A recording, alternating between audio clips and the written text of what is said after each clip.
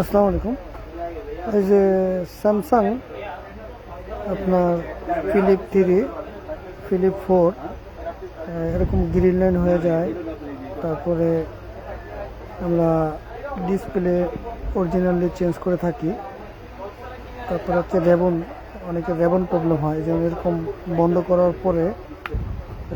করার পরে ডিসপ্লে আসে না। এই সার্ভিসগুলো আমাদের থেকে পেতে পারেন। যেমন দেখেন একটু আগে ডিসপ্লে আসছিল, কিন্তু এখন ডিসপ্লে আসতেছে না। তো এই সার্ভিসগুলো আমাদের কাছে হয়। আপনারা যারা স্যামসাং ইউজার আছেন আমাদের কাছে আসতে পারেন। আমাদের লোকেশন হচ্ছে মোতালেব প্লাজা, লিফটেড 2, 335 নম্বর শপ, অ্যাপেলেস।